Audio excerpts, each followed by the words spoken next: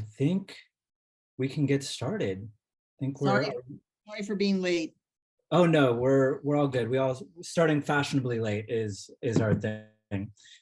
So let me pull up this thing. Just say thank you again. Thank you everyone who is here. Thank you Maria and thank you Suave for joining us. I'm so excited for this conversation. I think it's going to be really interesting.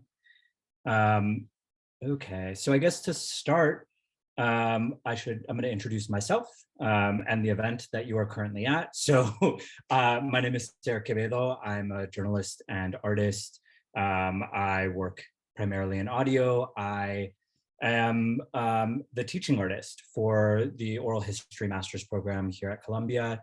And I'm as a part of this position, I'm curating and hosting a series of programs, this being the inaugural event of the year, which I'm so excited that this gets to be the first event.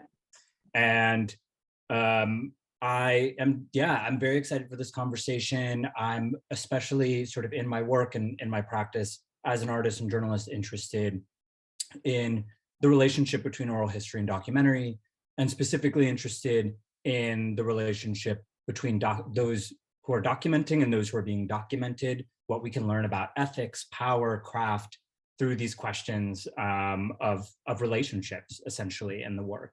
And so I think that's like especially apt and a really exciting opportunity for all of us to get to hear Maria and Suave sort of be in conversation, because I think Suave as a podcast has a lot of really interesting kind of questions to ask and a lot of really interesting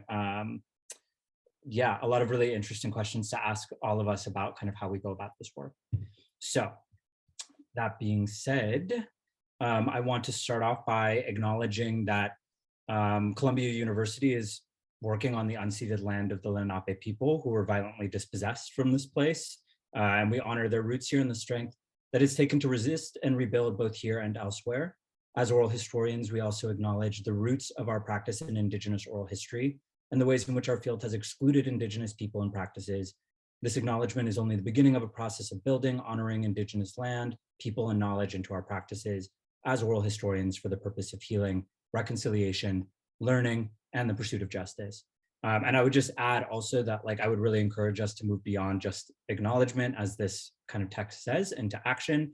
And so I'm going to send a link to the group that has a helpful guide on ways to get involved in different specific measurable actions that could make a material difference to movements that support sovereignty and agency for Indigenous communities across the Americas. So let me do that right now.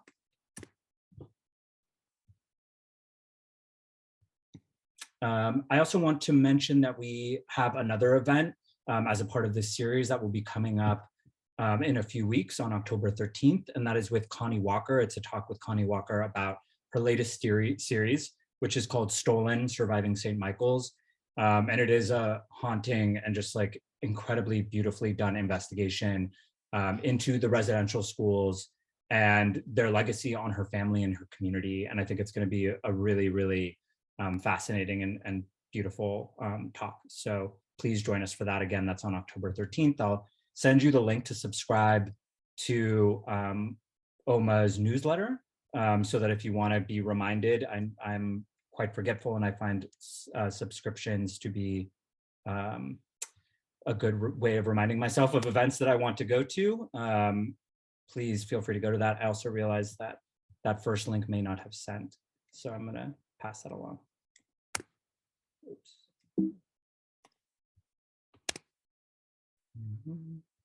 Okay. Thank you so much.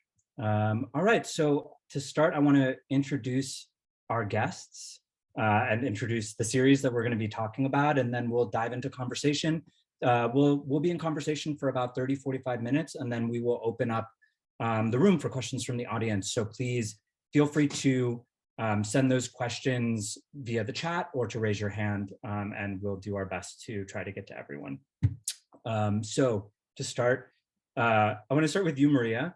This was not part of your bio, but it's, I think, worth mentioning. So Maria, I worked with Maria once long ago, like 4 years ago, as a producer at Latino USA. So Maria was my boss.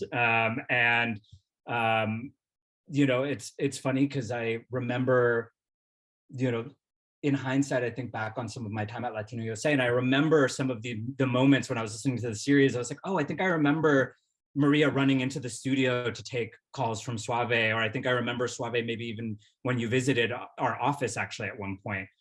So it was a funny thing to kind of connect those dots.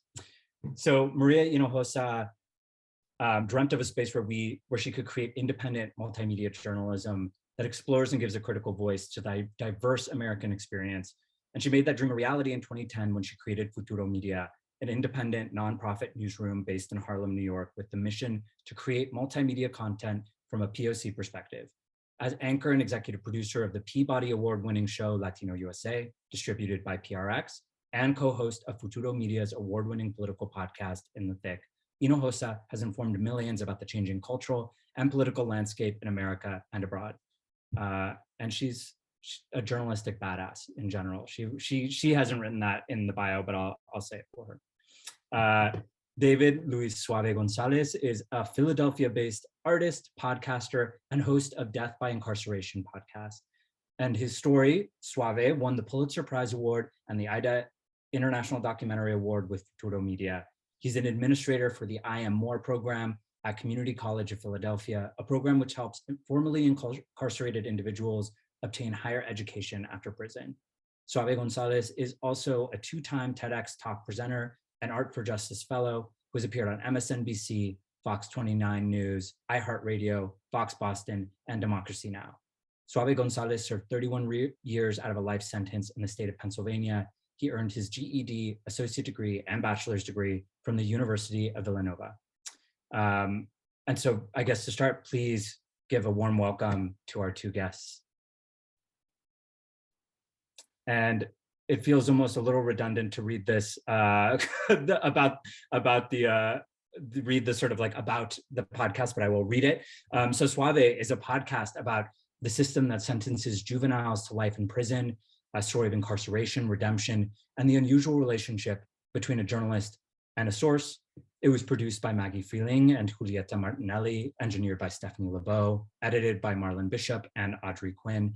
And as mentioned in Suave's bio, it won the IDA Award and a Pulitzer. So again, just like huge round of applause for the show and for the work. It's really, really beautiful. And I assume that most of you have listened to it, but if you haven't, please go and listen. I think you'll get a lot out of this conversation anyway, but I highly suggest checking it out as well. So with that, I want to hop into our conversation. And again, just like thank you, Maria and Suave, for joining me. I was so excited to find a way for us to talk about this work, and it's even more, I think, it's just, I think, the perfect note to begin this series of conversations that we're going to be having over the course of the next few months over the semester series. And so I want to start with a question for you, Suave, because, as we just mentioned, this work has gotten a lot of attention and praise over the last year, and for good reason. It's a very intimate portrait of your and Maria's relationship over time. It's also a portrait of you and your life. And I'm so curious about what it's been like for you to share so much of yourself in a public way. I think there's, it's easy to forget. And there's just, it's a very intimate and a very vulnerable portrait of your life. And I'm curious about what that experience has been like for you. I mean, thank you for having me. Thank you, Maria, again, for the million times for coming into Gratis Prison in 1993. I would never stop thanking you for that. But, to me, I had 31 years of preparations for this moment, because when you're in prison, you are being watched every day of your life. Everything is being recorded. So, you don't have really no privacy. And I live on a cell block with 500 individuals for 31 years. So that means I was exposed to an audience of 500 different personalities that I talked to. So coming out today and speaking to students and people, it's like, this is what I'm supposed to be doing, And I always said it, prison is a horrible place, but it prepared me for the real world, which is this world out here. Maria used to always tell me, there's la grande and la chiquita. And I never forgot that, it's two different prisons. Society is a prison of its own, and we need to free the people. And this is what I'm doing. I'm hoping I'm bringing a little bit of hope to the people that feel like they're locked in this prison called society, right? So they could see that a person that was physically locked up in a prison, in a bathroom, because that's how big my cell was, a small bathroom, managed to keep his mind, keep his humanity, and come home and just be part of this success that we having, So to me, being in front of the audience, it's like, yes, I'm supposed to be telling my story in front of this audience. I wonder if I'm curious, have you listened to the podcast? Have I listened to the podcast? I lived it. Yeah. I lived it. It's I lived it, like I probably listened to the podcast when it first came out. And after that, I lived it. It's my life. Like, it's like what you want to know. Yeah. It's my life. But I listened to it one time, and it's powerful, it's emotion, and it plays in my head every day. And the only thing I can think of is like, I wish that America had more journalists like Maria that got the heart, I ain't gonna say the other word, to come into the city of Philadelphia in the Badlands. Her, Maggie, and Julieta knocking in people's doors, searching in the middle of the night. I live in Philadelphia, and I don't even go out at night like that. So, so I do, and I say that because you hear journalists talking about, we just want to report the truth. What the truth is that you don't see these journalists in the streets of North Philadelphia looking for the truth. Maria was there. And not only she was there for Suave, she was been there for other stuff, but she was there. And that's what made the podcast. It was nothing scripted. Everything was organic. And what you heard was what really was said at the moment. Thank you. Maria, I'm curious too. I mean, I think just as vulnerable of a portrait as this is of Suave, right, of your experience, it's also, I think, really a vulnerable sort of portrait of you as well, and your relationship to the work that you do. And I'm curious sort of what conversations you were having either with yourself or with the team around, around sharing so much of yourself in this work as well. I mean, the thing about and it's great to be here with all of you. Thank you for joining in. It's great to see so many of you who have interest in this conversation, and wish we could have done it in person, but maybe next semester. And you all know I'm a professor at Barnard, so take my classes, teach on Thursday. And it's great to be with you, Sayer, and to see you, Suave. Suave and I were together yesterday all day. In Philadelphia, we spent a kind of amazing, extraordinary day. Like in the life of Suave and Maria, what happened yesterday was a very big deal, because Suave invited me to come to his city. Suave produced a series of events for me and my new book, and Suave was leading me through his city, taking me to his new office at the community college. I mean, it was just, every other time I had visited Suave in Philly, it was kind of like we were producing for him and kind of taking him to places. So, post-pandemic, Suave's life has really, it was very special is all I'm saying, Suave. Yesterday was very, very, very, very special, and very special in a very intimate way for me. He also worked me to the bone. He had me doing 5 different speeches at 5 different places. It was crazy. So look, Sayer, the thing about it is that when I started recording with Suave,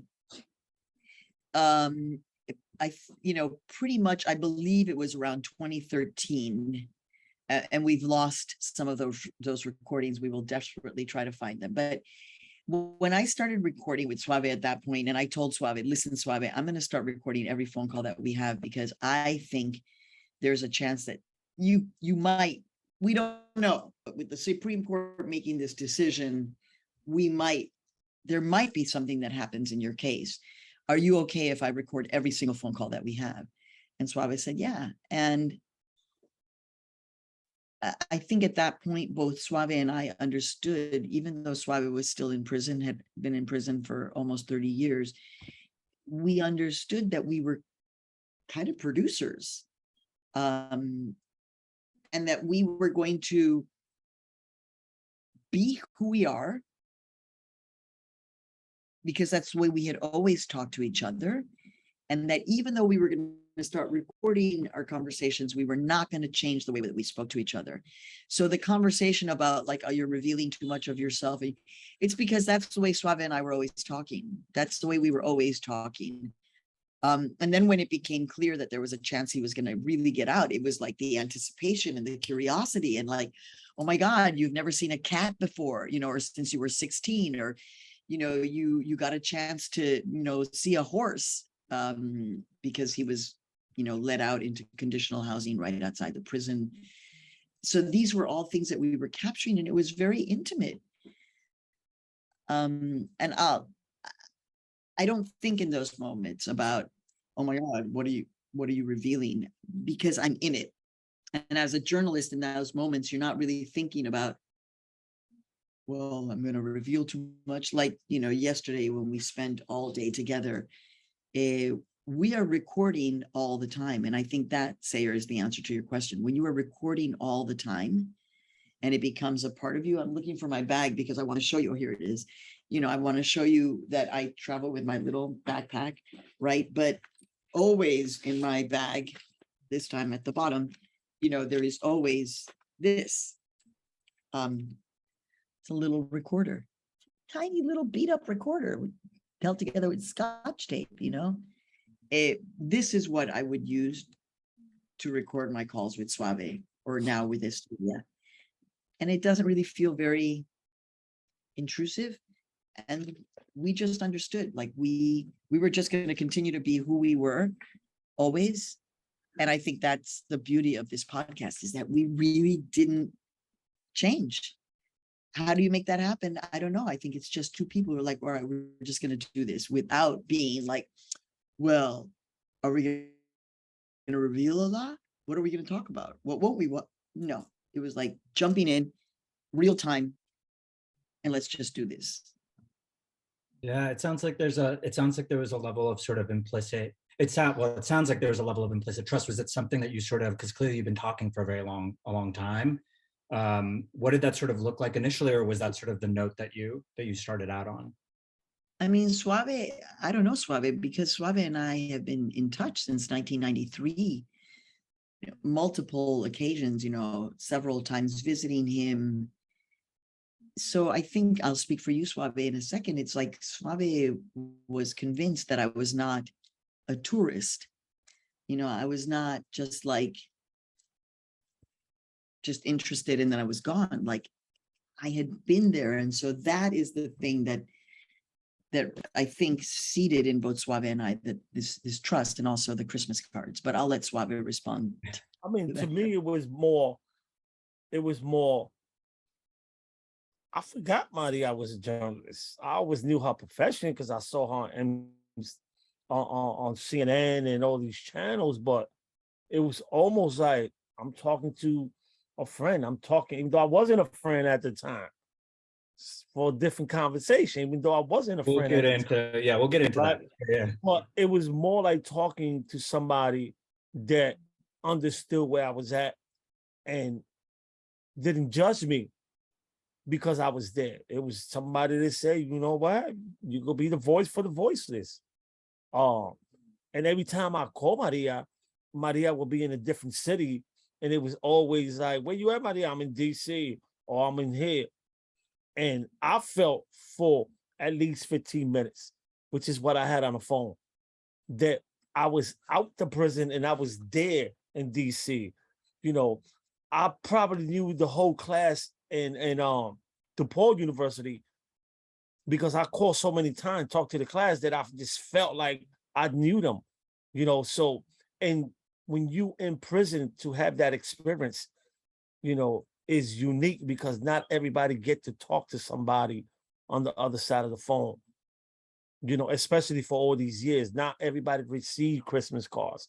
Not everybody received birthday cards or kind word from somebody. So I was like one of the blessed, lucky guys that got all that, you know, and once in a while, Maria will pop up in the prison, you know, and people will be like, that's the lady from the news. I was like, oh my God, don't act like groupies, right? But that was the kind of experience that I had, you know. But, you know, I just felt like that's family, you know, that's somebody that knows I'm here. And for almost 30 years, we never spoke about my case. Maria probably didn't even know why I was in jail. She never asked, I never told. No, I knew, but we did not. I knew, but that was not what we talked about. And Right. it's important, you know, we to really understand got that. into it. Yeah, we just We didn't got talk about it. into it in 2016 when I asked Maria, look, I'm going to court. Can you go to court? And that's when shit got real serious. And that's when I started understanding source journalists.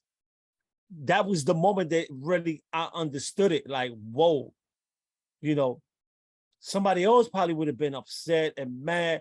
To me, I was like, I would have done the same, you know, because I understood it, you know, but it was never no doubt in my mind that I was talking to somebody that was authentic. I was talking to somebody that was the real deal and wasn't looking to sensationalize the story. And how I know this, because I follow Maria's career from all the way La Plaza to In the Thick to what's the other one from Atlanta? I mean, I follow all the shows. So, and I knew that in all the shows, even though she was doing stories about other people, she was talking about me and the people that was behind walls. We was being represented in them reports. And we felt that, we knew that, you know, and to see 500 men in a prison, maximum security prison, on Sundays, tuning in to watching Meet the Press, just to see Maria speak. And I remember clearly the last time we saw her there, and the whole block was quiet because Maria was speaking Spanish, and they was like, they're not gonna bring her back. They're not gonna bring her back. We even wrote letters. We went on a campaign and wrote letters. You know, so that's the kind of effect that she had not only on me, but on the rest of the general population. Yeah, I think that's, I mean, I think there's a couple of points you brought up. I think one of them that really strikes me is that this idea of showing up, right? Of like showing how you're trustworthy, as opposed to like, I think that there's a lot of, it would be easy to sort of like, to say basically like, trust me, I want to tell these kinds of stories and this is why, versus showing in action some ways perhaps that that you care, that you're sort of interested in understanding someone beyond kind of what you can extract from them. But I think, you know, I think there's something really interesting here, and I think it gets at the heart of maybe some of the questions that I'm curious about too, which is that, you know, largely in documentary and oral history, there's this question of getting too close, right? Which I think is, you know, I say not as a proponent of that idea or way of thinking, but I'm very curious about yeah, sort of what that means, if y'all feel that that's a misguided worry. Yeah, how do you sort of settle on getting closer rather than creating distance? And I guess I'll start with you, Maria, kind of like, what is that? Before Maria starts, I just want to say something. If Barbara Walter was the one reporting this story, will we be having that same question? Absolutely not. It would be, oh my God, she's saving humanity. But because Maria is Latina, Mexicana, you know, that story come up. That's all I want to say. Go ahead, Maria. I always love it when Suave says that, because it, you know, What's a great journalist that all of you, this generation knows? Sayer, give me a name of a great journalist that this Oh my generation knows. God, I'm terrible when I'm put on the spot. Okay, so nobody knows, but you know, like, okay, Barbara Walters, and you're like, who's, look her up. But I think Suave, what he's saying is that because of who I am and my legacy as a journalist and a very proud, open Latina journalist, I think Suave is onto something where he's like, oh, well, they'll ask her that because there's some question about her allegiance. But they won't necessarily ask a white guy the same question. And I think you're right, Suave. Yeah. Having said that,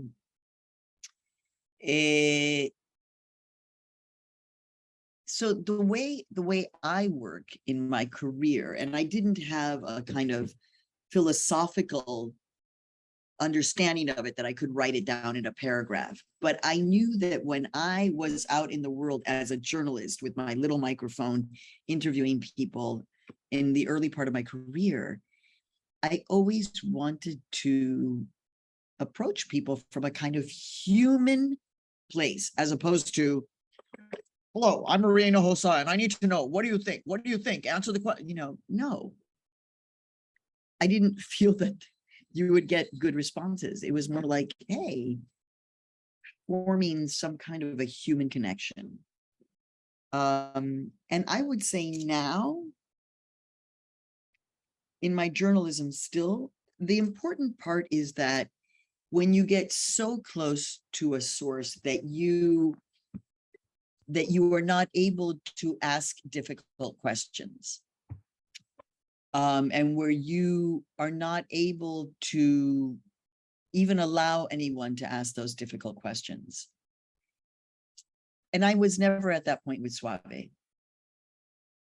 Once we started into production and Maggie and Julieta were working on it, and they were like, look, we're going to go deep into investigation into his case, I was like, okay. Was not what I was doing, but okay. And so I wasn't so close to Suave that I was like, no, you can't, no, you can't do that. No. So that's why I was like, my heart led me to connect in this way with Suave over the years that built this sense of trust. And that deep sense of trust is where Suave was like, yeah, okay, go ahead and research my case. That's where the relationship, when it gets too close, is problematic in my view.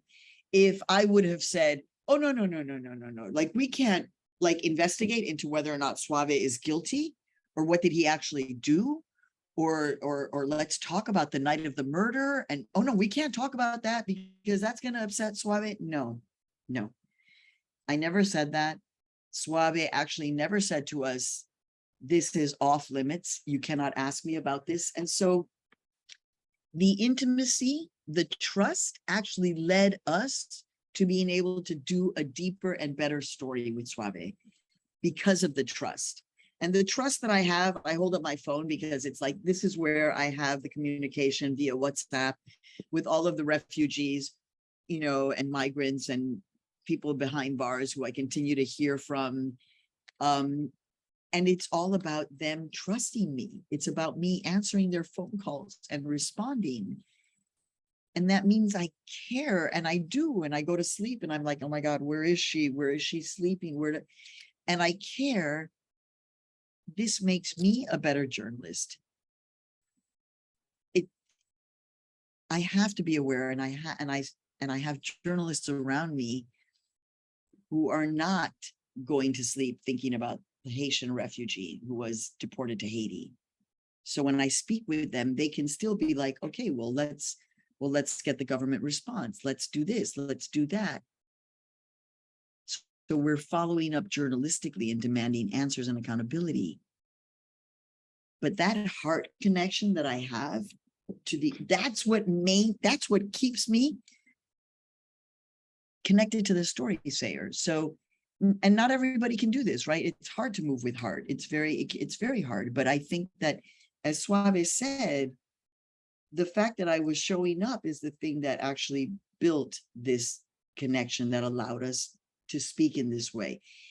It's not for everybody. You know, you have investigative journalists at the Wall Street Journal who are taking on, you know, whatever corporate malfeasance. It's not about them getting close to the source and developing a heart relationship, like if you're doing that.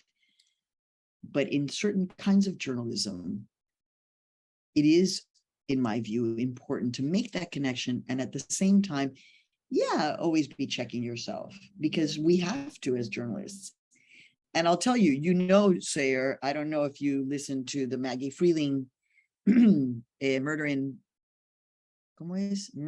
Alliance, I think in Ohio. Mm. You should listen to that series, because talk about getting close and being clouded. Somebody who you and I both know, Maggie, ended up, and Suave too, ended up a little bit too close for comfort. Mm. And it was because she had independent people who were like, hold on. So as journalists, yes, we get close, but we do have to surround ourselves with people who are prepared to challenge us. Right. And we have to be prepared to take that challenge on. Yeah. Yeah, I think it's interesting because I think what you're getting at too is that, like, maybe closeness isn't the right question, right? Like, it seems like closeness is part of maybe a guiding principle in the way that you think about the kind of story that you're telling, right? Like, it's not like I think the example that you gave was perfect, right? It's like to tell the kind of story that you want to tell, right? About the system, about the lived experience of being incarcerated. You can't sort of like put a wall between you and, you know, you and the person that you're building this relationship with. And so, yeah, I think it's, you know, we were just talking about this in our class earlier, of just like this idea of like subjectivity and objectivity in the work. I think that being guided by, it sounds like sort of what you're saying is like, yeah, being guided by your lived experience, being guided by your own principles, and then having sort of checks and balances in ways for folks that, you know, people that you trust, that you can go to and say like, hey, what do you think? Which I guess in this case might be, you know, Maggie or Julieta, or I'm sure you have other folks in your life as well. Does that seem right? Yeah, but the thing is that like the whole question of objectivity and subjectivity, right? It's like, so you will have in our business of media, right, white men who present heterosexual cis men with extraordinary amounts of privilege, who will believe that they embody objectivity. Right. And they're like, I'm objective. I mean, I had a white male NPR anchor just say, well, no. Do you have a pro-Latino agenda? Because you do a show called Latino USA. And I'm like, are you kidding me? What is it? Sorry, that's ridiculous.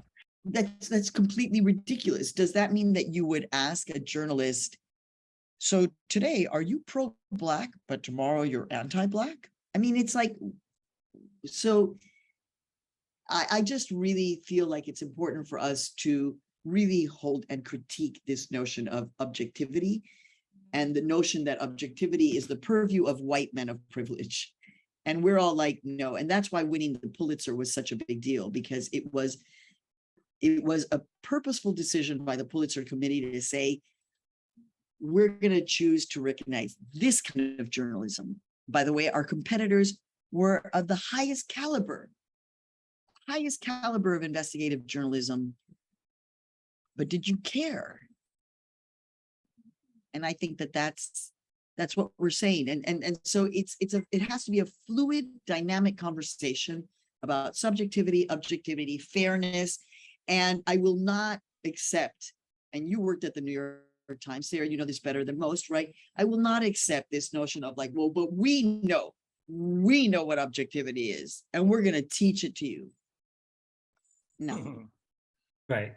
Because it serves, you know, those things serve a purpose, obviously, right? And they, you know, honoring one version of objectivity or subjectivity is, can be a sort of, it's often, a bludgeon, basically, to sort of remove any sort of complication, dimensionality. Let me just give it to you straight up. Yeah. So, a very simple form, right? So Donald Trump announces his candidacy, descending on an escalator, and then spewing lies about people just like me, Mexican immigrants. Lies, factually incorrect, no data. And my colleagues, in the sense of like, well, we have to be objective and we have to then go and put on repeat, right, on the New York Times, the Washington Post, the Wall Street Journal, ABC News, all of the everywhere, repeating what the lies that this man, because they believe like, well, this is just, we're giving objective. So if I was running the New York Times as CEO, I would have said, this is actually hate speech. And so if we're going to repeat it, we have to put some kind of a warning that says, factually, what you're about to hear is incorrect. This is misinformation. However, they didn't do that. And they didn't do that for the majority of Donald Trump's career. Well, we have to, and my question to the editor-in-chief of the Washington Post at the time was, how am I supposed to be objective covering Donald Trump when he purposefully and very specifically says he hates everything that I am? Mexican, immigrant, journalist, woman, and I make the joke, flat-chested, right? So how am I supposed to be objective to this person? How would a white man be objective covering, I'm going to make this up, a Black president who is like, by the way, all white male journalists are a bunch of liars? And they would have just been like, oh my God, how am I supposed to cover this guy? And then they would have said, Black president is a liar. This is terrible, because it affected them. That's Right. why this Yeah. of objectivity and subjectivity has to be discussed. And I'm not going to take it as the way it's always been, because our democracy is suffering as a result. Yeah, I agree. I think I'm really interested specifically in sort of what, maybe sort of away from the kind of framework of objectivity or subjectivity, even just thinking about like power differentials within your relationship. Like what does it mean to sort of like be a journalist, right? And be in a situation where you have a platform and you have that relationship. What does that look like in terms of like how you're checking yourself in relationship to the people that you're working with in terms of what you can offer, right? And what is possible. I guess, yeah, I mean, I guess I'm generally more interested in just, yeah, what that looks like for you. Because beyond sort of objectivity or subjectivity, I'm really interested in kind of like, how do we negotiate and kind of, and think about, yeah, power in these relationships? Because I think in my mind, the person documenting always, by virtue of having a microphone or a camera, has a certain amount of power. And I'm super interested if you disagree as well, but I'm curious about what that looks like in your relationship with each other. I think Suave, either of you can answer. Yeah, Suave, I mean, we've talked a lot about this, and I would appreciate hearing Suave's answer. I mean, to me, I've never been in school for journalism, but I do consider myself a storyteller. And being around one of the world's class finest journalists, you always pick up tips on how to express and how to look for certain things. And for me, the number one thing is, and I do it today with my students at community college, lead with a heart, period. I don't have no reservations of where you come from, what land you in prison, why you was in prison. That's none of my business. I don't care. What concerned me today is that you here, you trying to get a better life, and I'm gonna treat you as such.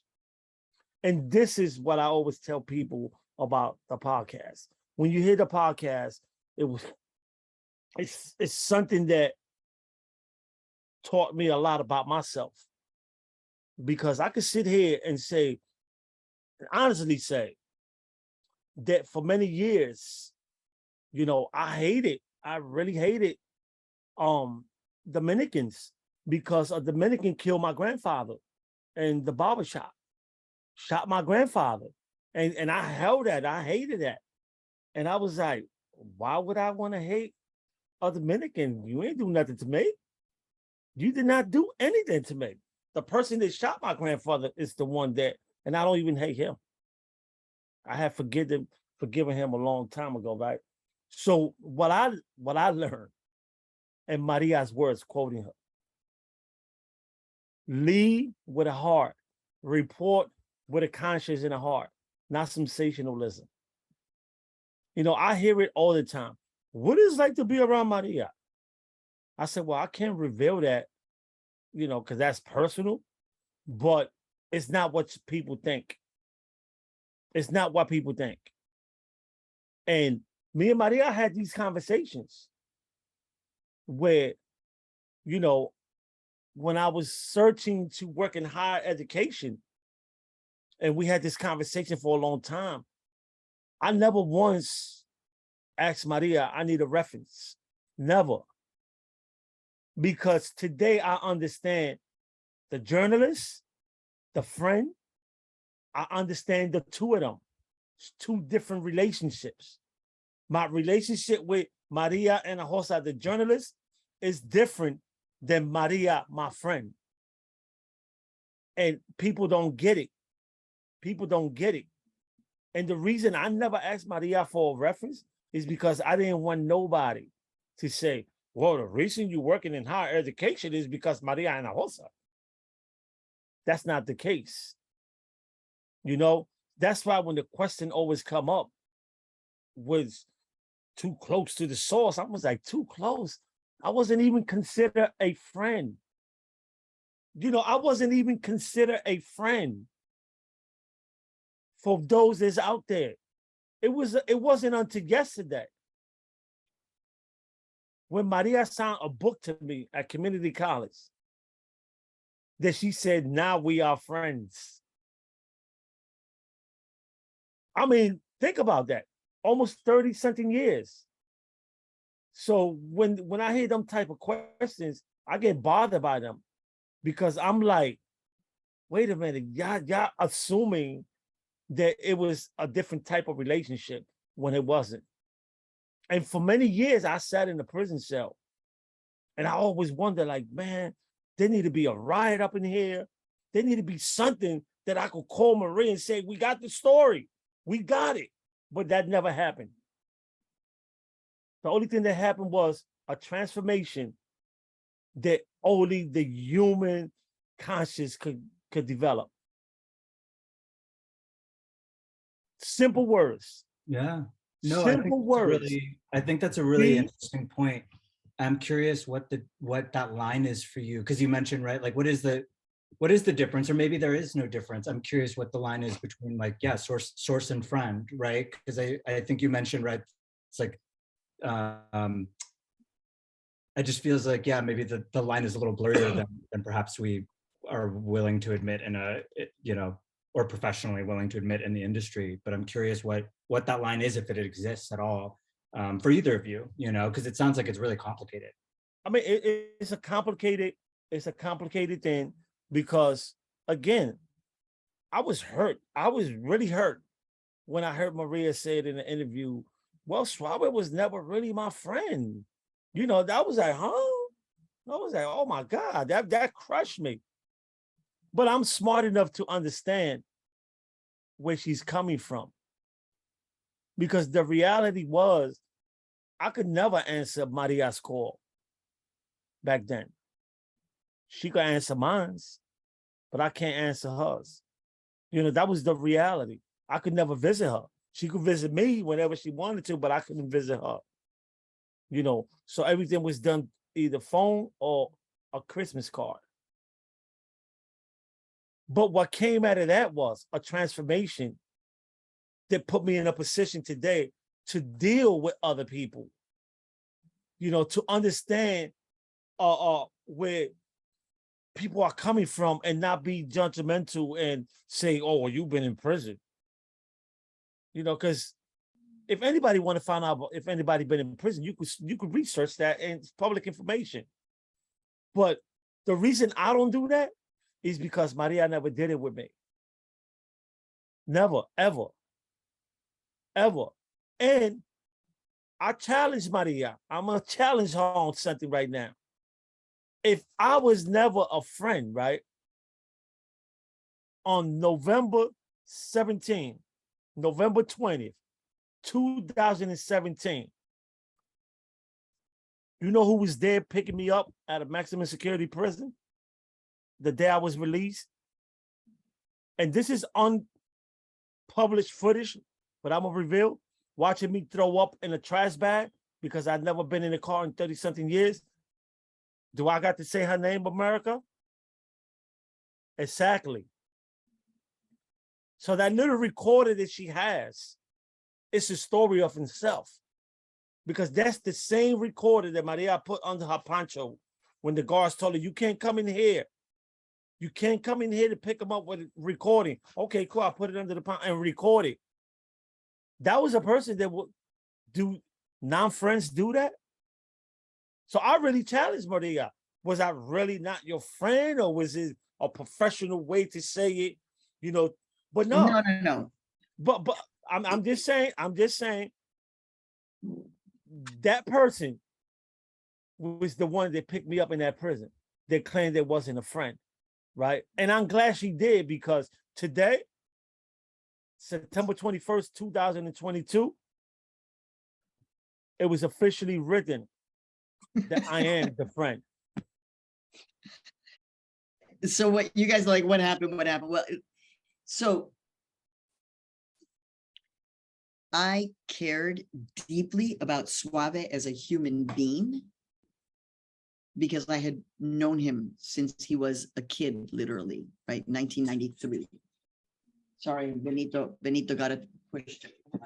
Oh, all right. Sorry. You're going to hear that in the background. Sorry. So I cared deeply about Suave as a human being. I was fascinated by Suave. I found Suave to be a fascinating human being, because I don't know how you stay positive in prison after 31 years. I don't know how you do that. And Suave was incredibly positive in life. You know, I called him, you know, a Buddha in many ways. So I cared about him. The thing is, it's a conversation about what is a friend, right? And as I said to Suave, and it was a very difficult conversation. It was in the midst of production and recording.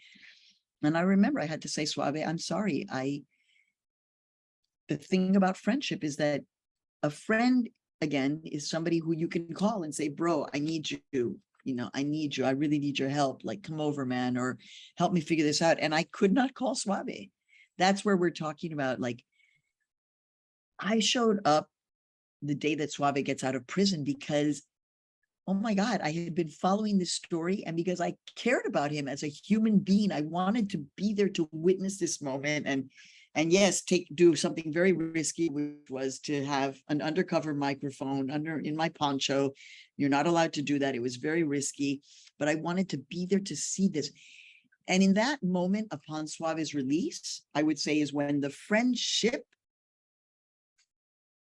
began to develop as such, because then Suave could call me, then I could call Suave. And frankly, the last year, and this is going to be part of season 2, there's been a large conversation between Suave and I. So I won't tell you everything, but the conversation of what is a friend is a very dynamic conversation between Suave and I as adults. And it's been, I'm just telling you that this whole conversation about what is a friend, because you're like, well, are you too close? So you're right. The question of closeness or caring. But now, and I put it out on Twitter yesterday, because something has shifted in the last year after lots of conversations with Suave and me, frankly, Sayer, being demanding as a friend. Because friends, we make demands on, right? So I had to say, hey, Suave, if you're my friend, yo, you need to show up, man. This is how you show up, because also I have to recognize that for 31 years, Suave was in a prison. And so developing friendships in a prison is very different than developing friendships outside. But now, after everything that Suave and I have been through since the release of the podcast, since the pandemic, since that has been working on a friendship. And Suave, Suave could have basically said, you know what, Maria, excuse the French, fuck you with all of your demands on what's a friend and how come I'm not showing up, yo. And I could have been just like, you know what, Suave, we did season 1, I don't feel like you're a friend. I don't want to, like, it's over. Like, we're done. But we didn't because of 2 things. 1, we understood that journalistically, we are still documenting, talking about documentary work. We are still documenting what it is to live a life after having been behind bars for 31 years. 1. 2, we're doing this because Suave and I care about each other and care about this story. So it's 2 things now. It is the story, and it is, in fact, a very public, because you'll hear it in season 2, conversation about, so what is a friend? And that's why I think it's such a great conversation, because, people are like, well, is he your friend? Well, he wasn't when we got out. Now, when he got out, we were still working this out. Now Suave is my friend. And I still, and by the way, I still need Julieta, our senior producer. Maggie will be involved. We have a team of people, that are part of the Suave. So if there's ever a question of like, well, but, is there a line? We have a team that will, and we'll bring that up in the podcast, because that's the fun of this podcast in particular. We just go straight into it. Yeah, it's great. I mean, I'm excited to hear that, and to hear, because it's like clearly you're both wrestling with these questions too, and I think it'll be really illuminating. And I want to just be cautious of time here, because I want to make sure there's enough time for other folks to ask questions. So I just want to leave off with a question for you, Maria, a question for you, Suave. Something that I really admire about this work is that it moves from sort of the core of, Suave, your sort of intimate experience of being incarcerated in your life, and then your relationship with Maria and getting out. And then it moves out and sort of blossoms out to this larger story about kind of some of the more systemic issues, right? And some of the larger kind of systemic issues that tie into the story that you've just told us. And so I'm wondering, I guess for Maria, do you have any advice for those who are interested in telling sort of intimate stories about systemic issues? Is there something you've learned from this experience that you would repeat, or that you would not repeat, in terms of the approach? I think that's a great question, right? Is how do we make something like a prison industrial complex and the systemic issues of oppression, how do you make it into something that has this human connection? And I think we did that with Suave, right? We're in the midst of thinking about season 2, right? So how do we make people continue to care about the systemic issue, while at the same time we know that a big part of the documentary was Suave's personal life and our relationship? We're actually in the midst of figuring out the balance, like how much of the podcast will be Maria and Suave, 30%, 20%, 40%, 70%. So I just feel like, very early in my career, when I was a newbie reporter, an editor, a white male editor, my editor at NPR, said to me after I had filed a story, he was like, "Oh, come on, Maria. Well, anyway, we all know about Maria's agenda." And I was like, "My agenda? What are you talking about?" I was a new reporter. I was like, "What do you mean an agenda?" And he was like, "Oh, come on, Maria. We all know you have a Latino agenda." And I was like, "Well, I guess that means that you have a white male agenda," which struck him. And he was like, And I went home and I really thought about this. And I was like, Latino agenda? No, I mean, I'm a journalist that covers this because it's part of the American dynamic. Y'all are make it invisible. And then I was like, what is my agenda? And interestingly, the answer to that question, this is in 1994, was if I have an agenda, it's that I want to make people feel something. And I still want to make people feel something, because when you feel it, then it's like, oh, man, this prison system, man, how, like, we need to, because I felt it, not just because you heard the data and the, so that's kind of been with me for the longest time. And how about for you, Suave? Is there, is there anything that you've learned from this experience, things you would do differently or would do the same in terms of sort of being on the other side, I think, of this, right? Of this dynamic of documentation. Yeah, any advice or thoughts around that? I mean, the only thing I would do differently will probably be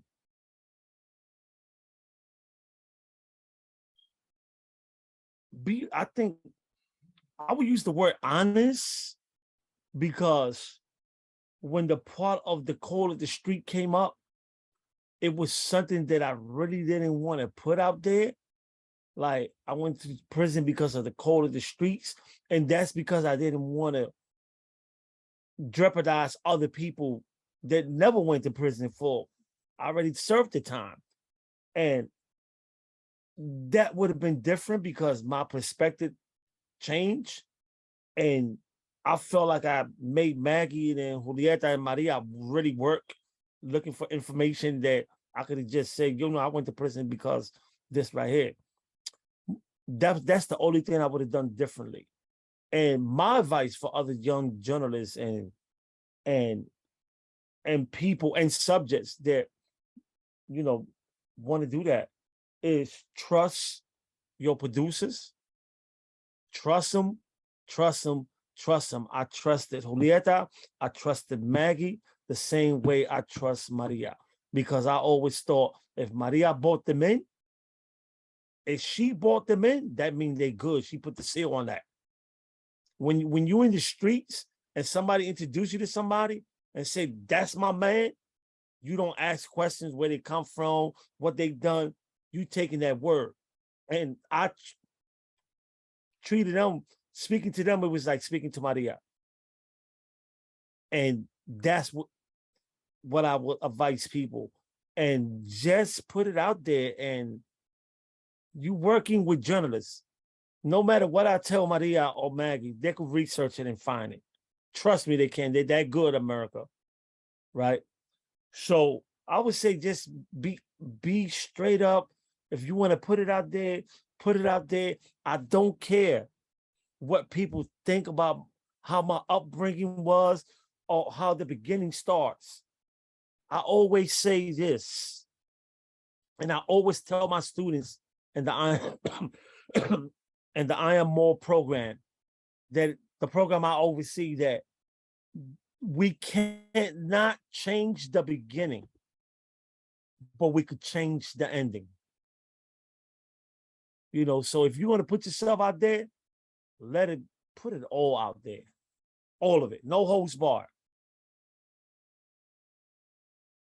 I love that. I think that's a great note for me to step back and give some room for other folks. Thank you both so much for talking with me and working through and wrestling with these like larger concepts. Like I think they're complicated, and I think there's something that we're all as an industry, and then not clearly as just individual people working through ourselves.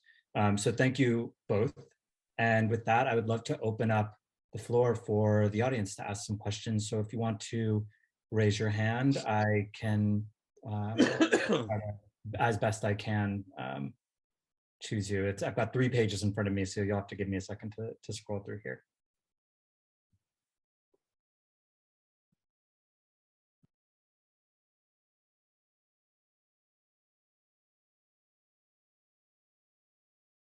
You're also welcome to type questions into the chat as well, if that's more comfortable.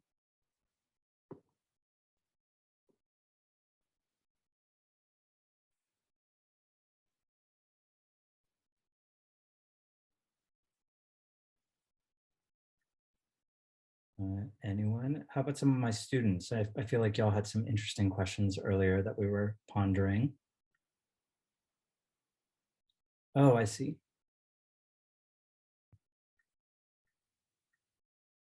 Yes, I have Oh, a question. yeah, I see. Okay, I see some folks. Who was just speaking? That was me, Terrence. Oh, hi, Terrence. Sure, go ahead. Okay, so I wanted to ask the guest a question, if you can hear me okay.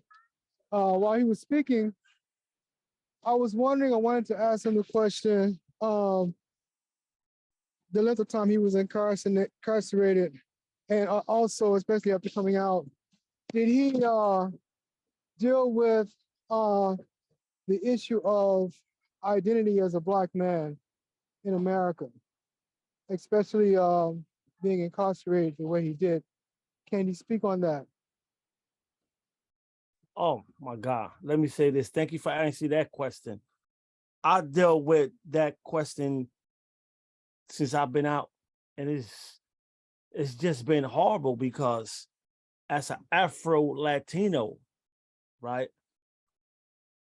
People, even in my parole papers today, I am down as a Black man. That's what my parole papers say. A Black man, now Afro Latino, now Latino, a Black man. And to me, it's been a little harder because I came home with no identifications.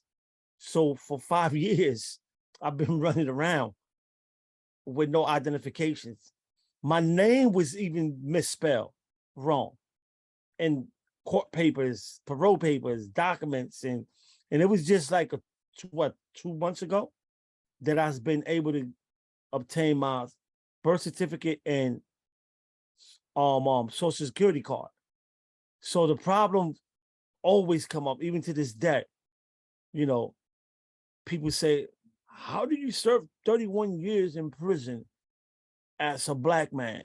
And there's nothing wrong with being identified as a Black man, but I'm an Afro-Latino, and I would like to be identified properly and not misidentified, because we all know as a person of color what happened when you get misidentified in America.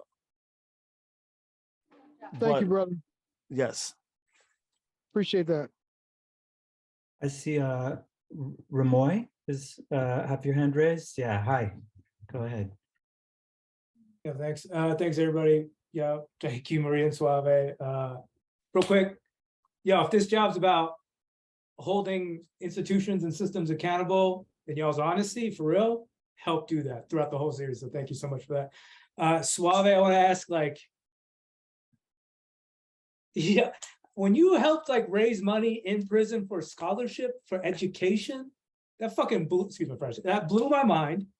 And I was like, I guess my question is like, did you have, I don't know, like, can you talk through maybe like, what was that realization for like reinvest in education, especially, I think one of the show kind of talks about that in different ways, but like your personal kind of like thought on like education or lack thereof and how to change this shit through education? I mean, I always knew, right?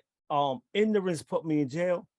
And I always knew that if I was ever to get out of prison, it was going to be through education. Period.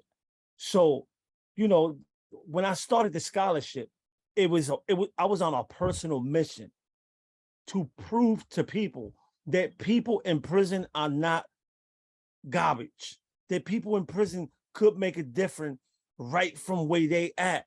And I wanted to encourage my brothers in the prison to follow the lead, because I can say it now, I was a leader. I led one of the biggest organizations in the prison system. I had over 500 members in my hand that if I told them we're not going to eat, we're not eating. And I was like, I could use that because the gang culture in the prison was deep. I could use it, I could easily say, yo, we're going to do this and we're going to start again. We was bigger than the Latin Kings and the Bloods in the jail. And what I did was I said, I'm going to use this influence that I have to ensure that these brothers don't return back to prison. So that's what made me start the education over incarceration scholarship. And I knew that if I went door to door in every prison cell. I could get $1 out of prisoners. Why? Because people in prison just don't sit in prison doing time. A lot of them are remorseful and they looking for ways to give back to their community. And I always say, you know what? One way that we can all together as one unit give back to the community is to put it in a scholarship and give it to children's in our schools and our communities that we help destroy. And that's what we did, you know, and that was like the most exciting feeling I ever had about being in prison. That was like the highlight, right? And when it became a reality that I was coming home, I said, you know what? I want to go to one of them schools and speak on my first day, because people come home from prison, they want parties, they want to go to strip clubs, right? They want to go do this. I didn't want to do none of that shit, man. The only thing I wanted to do was go to a school and let the children, the kids see me, because I am a product of your community, and ask them for forgiveness. And can I get a pass to come back into the community? And that's what we did. So, you know, it was one of the most exciting things that ever happened in the PA prison system. And it's still going on today. To this day, the education over incarceration scholarship has given out 180 scholarships, all with money raised inside the prison. Thank you so much. That's, yeah. Dude, thanks, for real. That's real shit. Bro. I want to ask one of my students questions here, and I see there are a couple of above them as well, but I'm just going to skip past. I'm sorry, because I do think this is a really interesting question. This one's for you, Maria, which is, how has this experience, and specifically your relationship with Suave, shifted or informed your practice or how you approach your work as a journalist moving forward? And that's from Jerry, who's a student in my class. Well, I will tell you this. It made me even more tenacious. And you're like, wait, what? Because what you need to understand is that I had been talking to Suave since 1993. I knew Suave, but my people around me didn't know him. My husband knew Suave. That was it. And so how it changed me was it made me be like really committed to like, no, it's gay. I believe that there's a story here. I don't know what it is, but I believe that there's a story here. And I had to fight within Futuro Media. I had to fight within my own company, and maybe Sayre remembers some of this, to just be like, no, we have to do this story. We have to. So and finally we did, right? And we win the Pulitzer and all that, but it has made me more tenacious in like, no, you believe in this, continue to believe in it. And there are other stories that I'm working on now, which we're developing into bigger things. And I'm just like, I'm not going to let go of this one. I know. So it has fortified my confidence in my work. But other than that, it has reaffirmed what I always knew, right? Which is that I want to report about people, and that people and human stories are the ways to take on these bigger issues of injustice and, you know, structural racism, et cetera, et cetera. So, I mean, and honestly, just winning the Pulitzer is like, you were right. You were right. You were right. And that kind of affirmation is like, so continue to believe in that. I mean, of course, I formed a company in 2010. I didn't know what I was doing. I was so scared. I just wanted to make it to the 3-year mark. And now we're 12 years in. And so all of this has helped to affirm the vision. But I always tell my students, I didn't know that when I did it, and that's part of what I'm trying to tell you as students is you will have this thing when you're like, I feel like I need to tell this story, or I try not to give up on those things. And it was 25 years in the making between Suave and I. So people are like, oh my God, you won the Pulitzer. Yeah. In my 5th decade of being alive, and after 25 years of talking to Suave. So there are some core things that have been affirmed because of my work with Suave. And also just so it you know, shows I'm out. never give up. So never give up. Never give up. 25 years talking and 31 years of incarcerated. And I never gave up. I never gave up. So this award to me means more to me than it does to Maria. You know why? Because you know what it means to me? That it's a shame that America, the people judging Davies Award, waited this long to give her an award with this story when she's been doing this all along from day one. Keep that in mind, America. Maria been reporting about these issues from day one since she grabbed the mic. 25 years? Come on, man. She should have been having that the first time she visited Grattisville and did that story. She should have had that then. Let's not wait another 25 years, America. I want to just squeeze a couple last questions in here before we our session. I know there's a couple of raised hands. I see a bunch of typed out questions here as well. So I want you to know I'm not like ignoring any of you. I'm just trying to sort of figure out what the order is here. Gavrila, I think I see your hand raised. No? Robert? Yes, Robert, do you want to ask a question? Hello, good evening, everyone. Thank you, Maria. Thank you for take time out of your schedules to speak with us about the experience. I actually have two questions.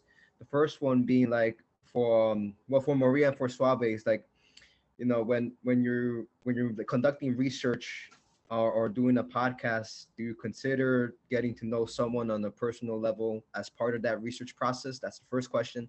And number two, my second question is, how has this podcast, do you think this podcast has influenced other like investigative journalism podcasts, like the Serial series, The Case of Edna Syed?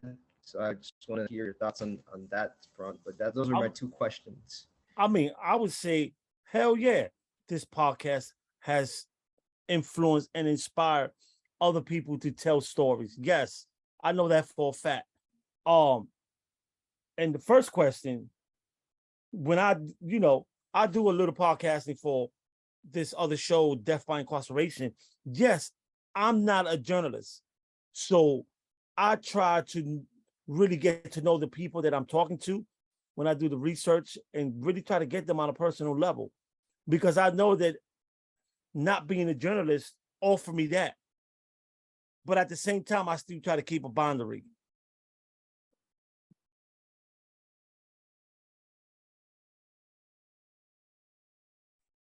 I want to read one of these last text questions. Or unless, Maria, did you have an answer? I realized there are two questions there, actually. I didn't know. Was there a part of it that you wanted me to answer? I think unless anything is jumping out, I'm trying to get as many of these in before we have to close them. Though obviously, like Maria is on social media. Suave, I know you've talked about, talking to folks as well. So I think know that this is not the end of the inquiry, and it sounds like there's going to be a season 2 and a lot more opportunities to engage with these stories and narratives as well. So I'm sorry, I'm scrolling up here. A lot of text questions. Y'all really wrote novels worth here. I guess one question here that I see is, in one of the podcast episodes, you talk about which one of you two had the agenda in wanting to build a relationship with each other, right? Maria said she wants someone as a source on the inside. And so I was like, no, I want to be friends with a journalist. And I found that really interesting. Could you speak more on that? And that's from Fanny Garcia. That's like the center that was, I'll just never forget. Whoops, sorry. So I'll just never forget when I had this moment with Suave where it was like, bro, the friend and the journalist. I was at an airport. I was outside. It was noisy. It was the most impersonal place. And Suave and I were having to kind of deal with this, like, and that's when Suave, and I was like, Suave, I mean, I just have to say, you're not my friend. And that's when Suave said, well, listen, I just want to make it clear that like, I was super clear that you were a journalist. And I remember just like, if you want to take everything away from it, it was in some ways utilitarian. Like if you get away from the Christmas cards and the fact that that Suave came and approached me and spoke and spoke very directly and is a captivating person, there was a utilitarian element to it. Yeah, I'm a journalist. Suave was going to be in there for life. And I was like, okay, well, at least you can be a source for me in a prison. And Suave was like, damn, I got access to a journalist on the outside. So I think, sometimes in friendship, especially at Columbia University, right? You're going to meet somebody and you're going to be like, wow, this is like a great friend, right, that I'm meeting. But oh my God, there's a professional thing too. This person works at, blah, blah, blah. And I can see that there's so you can have both things operating at the same time. The thing is that Suave and I actively talk about this all the time, where it's a little bit different, where, sometimes you're like, so are you my friend or are we, this is a running conversation between Suave and I. And again, just yesterday, I tweeted out, I am going to Philadelphia to spend the day with my friend Suave, who invited me. And I said, yes, Suave is now my friend. That's September of 2022. Almost 30 years after the first meeting between Suave and I can now say, yeah, Suave is my friend. So I think we have to be honest. And it was a difficult conversation where I was like, damn, Suave was being pretty utilitarian. He never said it to me on the phone, like, hey, I'm only talking to you because I realize that at some point you're going to be beneficial to me. Because by that time, the honesty, the showing up, the trust, the answering the phone calls, the Christmas cards, that had also now become a part of the relationship. So it's, I got to say this and then I got to go because I actually have another appointment. So I have to run. And Suave, you're welcome to stay, but I do have to sign off at 7:30 exactly. I hope that what we're doing, especially with your student Sayer, is please do not take this as like, oh my God, I must move with the heart. I must do what Maria says. I have to be, no. You have to be genuinely curious. You have to be genuinely interested. And frankly, I don't become enamored and heart connected to every source. I don't. No, but there are some. And I recognize how particularly special that is and how I have a historical duty and responsibility then to do my best job as a journalist. Even though I'm now reporting on somebody like Videline, who is a Haitian refugee who has been lied to and mistreated by this country. And I love Videline, Haitian woman, 40 years old. We have nothing in common. I love her. I don't know why. Well, I could get into more detail, but it was the way in which we met, her sleeping on the cement as part of the caravan, the way her tenderness with her husband and her 4 kids, her diligence, So what can I tell you? I love this woman, but also I'm going to report her story fully. And because I love her, even though I barely know her, this is going to move me to not stop until the accountability goes to the highest. And I'll just end by saying I'm particularly pissed off in this moment because of the trafficking of human beings that has happened with DeSantis and Governor Greg and that they're like, oh my God, reporters are like, oh my God, they lied to the migrants and refugees. We said it. We have been saying that Border Patrol and ICE lies to people. So that determination about the hard journalistic truth, which is the US government is lying and deporting and trafficking people and deporting them to places where they shouldn't be. That is the cold, hard facts. But I'm going to keep on that because of my love of Vidalin, who again, in terms of hours in my life, the time that I spent with Vidalin, probably a total of 3 hours. Maybe add another hour or so with phone calls on WhatsApp since she was deported. And you're like, how can you have such a heart relationship? You know, it is and I, as a journalist, I'm telling you, like, I'm all in with Vidalin, 100%. So all those government officials, they're going to be prepared because I am not stopping. And my plan is to go visit Vidalin in Haiti. So it doesn't stop, but it is not this like procedural thing. And we can certainly talk more about it. Suave, I gotta go. You should stay on. I'm really sorry, fam, but I got I'm this gonna other stay thing. on and answer some more questions. Yeah. Peace and love. yeah. I'll see you on the campus because, you know, I'm just around. Yeah. You can always email me, text me, Suave, Sayer knows how. And I love seeing everybody, Sayer. Yeah, thank you so especially- much to both of you for participating in this conversation, taking the time. I really, really appreciate it. You got any we more can do, like, questions for me? Virtual round of applause. Bye, Maria. Thank you. You got any more questions? Love y'all. See you soon. Yeah, bye. If we have one or two more questions for Suave, I do have to. My class and I have a date for about 20 minutes, but I want to give you the floor, especially because I know Maria got to speak a little bit more there, and I'm No, very. if somebody got a question, you know, Yeah. shoot. Somebody got another question, I'm willing to answer. Yeah. I'm happy to jump in, although I know there's a long slew of, there's a lot of chat questions. Mine's really quick and it's coming more from the activism arena.